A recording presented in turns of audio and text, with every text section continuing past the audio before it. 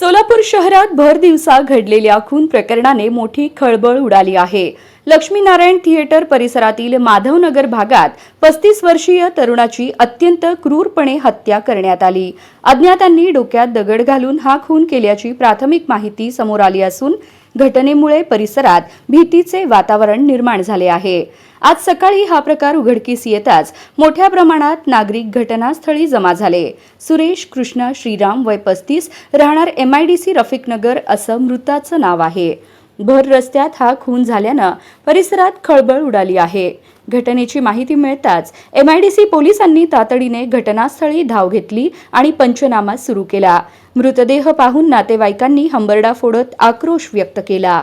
नेमका खून कशामुळे झाला याबाबत अद्याप ठोस माहिती समोर आलेली नाही। पोलिसांनी परिसरातील CCTV फुटेजची तपासणी सुरू केली असून आरोपींचा शोध घेण्यासाठी विशेष पथक नेमण्यात आलं आहे। यावेळी रोडवर बघ्यांची मोठी गर्दी जमली होती। ती गर्दी हटवण्यासाठी पोलिसांना मोठी कसरत करावी लागली। मृतदेह शवविच्छेदनासाठी सिव्हिल रुग्णालयात पाठवण्यात आला आहे। या प्रकरणाचा अधिक तपास पोलीस करत आहेत।